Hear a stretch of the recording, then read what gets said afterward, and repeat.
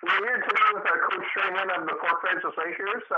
He's sitting after 35 games with 16, 14, 2, and 3 record, sitting fourth in the SIJHL. Can you comment sitting on fourth wing? You're not used to being this place in the standings this time of year, are you?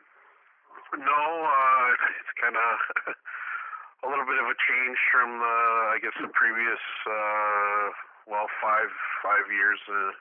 We've been near the top, and I've had to battle quite a bit of adversity this year. We came back a little complacent, and our younger new guys kind of followed the lead of the veterans, and took us a lot to realize what it was going to take to have success in the league this year, and since November we've improved quite a bit, even record-wise, and I think the team's headed in the right direction, and we'll keep working hard. But it's definitely not where we wanted to be, but that's the way it goes sometimes, and we have some goals we've set for the end of the season, and we'll work hard to try and achieve those. Now, we had veteran Dylan Cooner in the roster with 11 points from December 10th to January 6th. Are you surprised that Dylan's playing? What has changed for the Abbotsford native? No, I'm not too surprised that he's contributing quite a bit.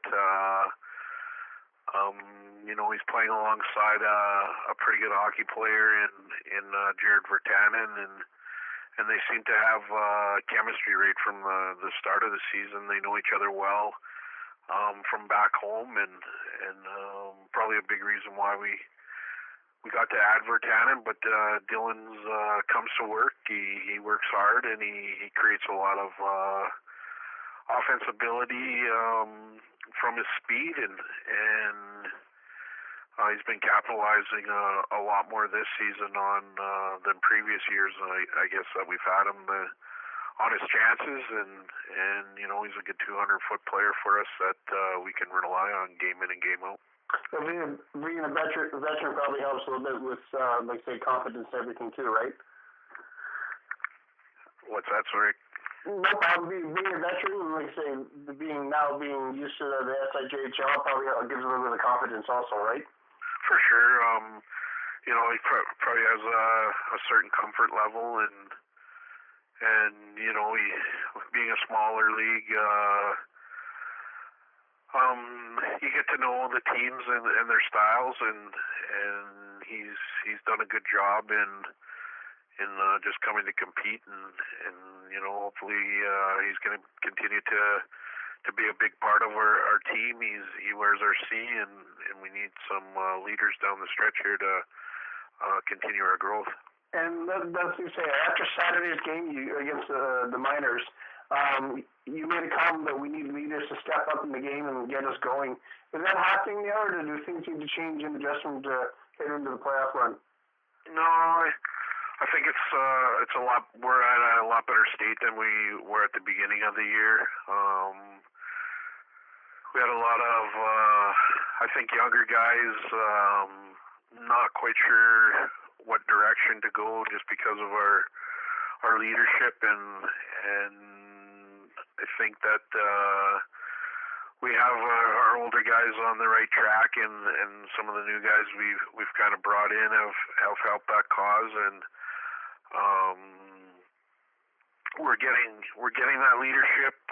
It's not always the same person day in and day out, but at this point we're kind of pleased in the direction our leadership's going, and again we got some work to do, but hopefully leading up into the playoffs we're at the right place and peaking where we need to be to compete for another championship.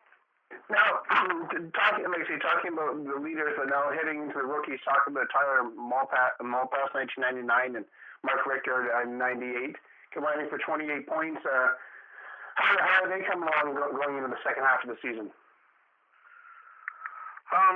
Both players have improved quite a bit through the year, and I guess in Mark's case,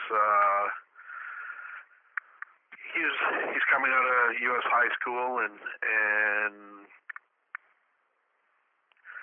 needed to kind of, I guess, raise his level of play to the junior level, and it took a little time, but most players that do come from it have a learning curve, and he's progressed well, and he's a player that probably through, especially just before the Christmas break and this month has played well for us.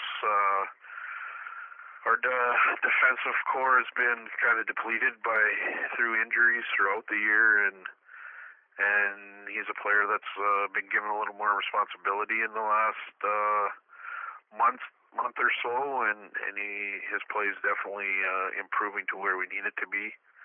The other player was Malpass. Tyler Malpass, yes. Yeah, Tyler's been a player that's kind of had an up and down year. Went on a good streak right at the beginning and contributing offensively, and then kind of found what it's like to maybe be in a little bit of a slump, and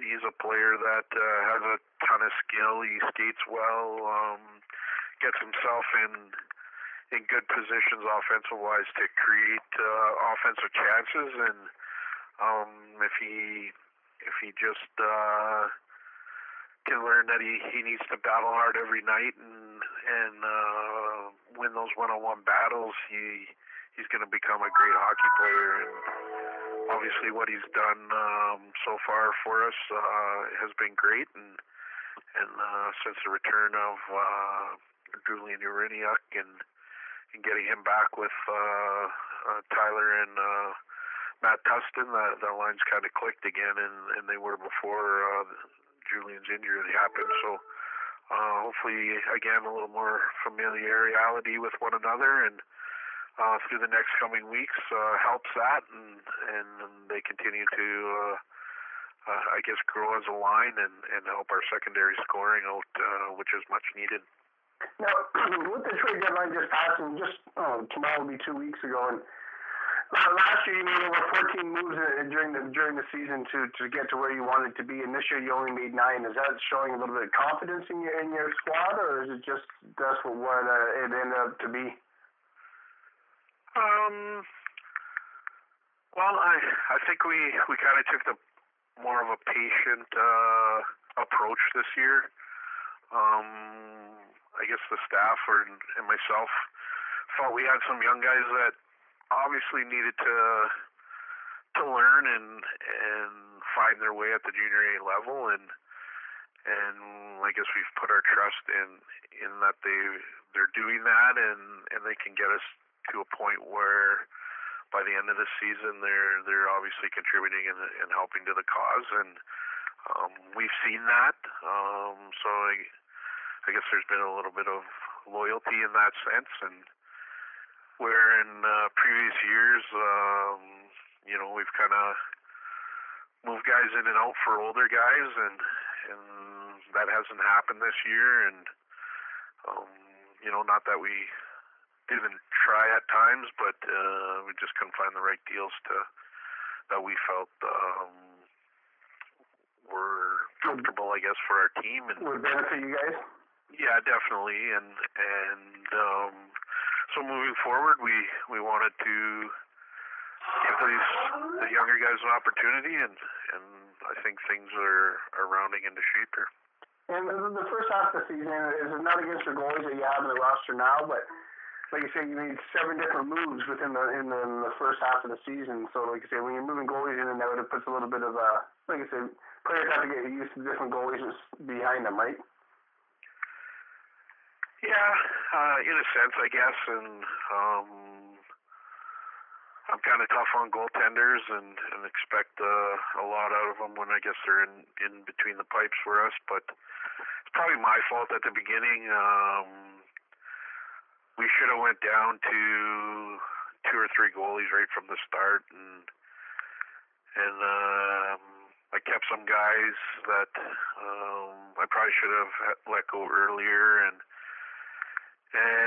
so I guess that's where the battle was for us in the back end, and we've gotten to a place now where we're obviously comfortable with the two guys we have, and Bonder's played some pretty good hockey for us through December and January, and Jesse Hayes has come in on January 10th and played some solid games as well for us. So we're comfortable moving forward with the two of them, and it I'll take full blame for, I guess, the rotating revolving door that we had for our goaltending in the early part, and I guess it's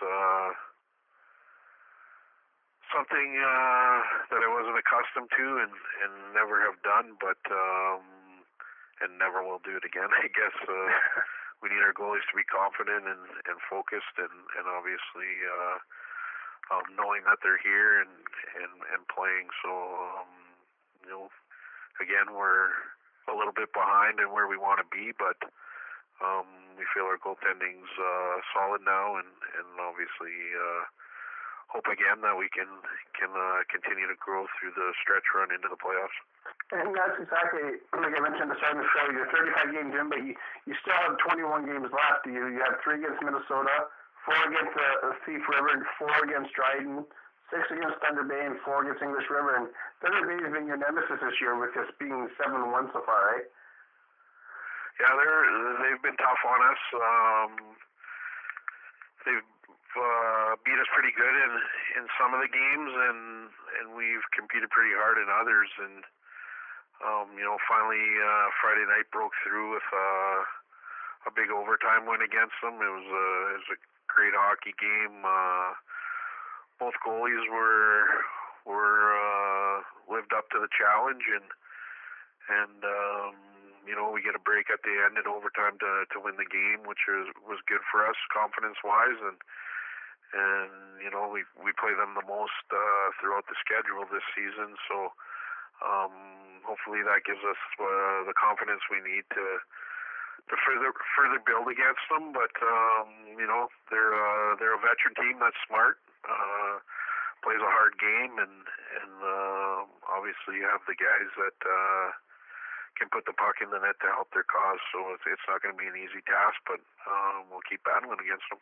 And are you hitting the road today or tomorrow for the showcase? We're going to leave early in the morning. It's only about a 3-hour and a bit drive, and we feel that's fine for the players to get ready for, and obviously a big game against Minnesota, a team that's behind us and trying to move up in the standings to get into the playoffs. So we're going to have to be focused and obviously ready to go at 1 o'clock tomorrow. And then you round out the showcase and Thief River against the hometown Norskies, right? Yep, and a team that's played us tough all year. We've had some success against them, but battles, and both teams are pretty evenly matched, and they're a team we definitely want to catch. So it's going to be kind of a 4-point game so to speak, in a big one for us to go in there and rise to the challenge and try to beat them on their home ice. So not to like you say, wave your magic wand, but if you had a choice out of the teams in the league, who would you like to meet in the playoffs? Not gonna name a team at all. If you look at the league, Dryden's had some pretty good success and beating teams pretty handily as of late, and obviously a team that made some moves to put themselves in for a championship run, and but on any given night, really, any team can beat anybody. So in a 7-game series, we're gonna have to be able to answer the bell and hopefully get hot at the right time, or get some hot goaltending to have success through the playoffs and hopefully get the opportunity to get to the final round again. And that's exactly like I was up in Dryden 2 years ago at the Dudley, and like I say, Kurt with the Dryden, and it's not against Dryden, but those guys are lunch bucket players. They when you go into their building, they come into yours. It's not saying the other team isn't, but that Dryden Ice Dogs, they're blue collar. They bang and bruise, don't they? Oh, for sure, and their coach is likes fierce competitors, and he gets his players working hard, and they definitely play a hard physical game and pressure game that they're always hounding the puck. So if you're not up for the challenge, you're definitely going to be on your heels most of the game if you're not ready to play them. Exactly. Well, Wayne, good luck at the showcase this week, and remember to listen to the Fort Frances weekly report every Monday until the end of the 2016-17 SIJHL season. Thank you, Wayne. Thank you.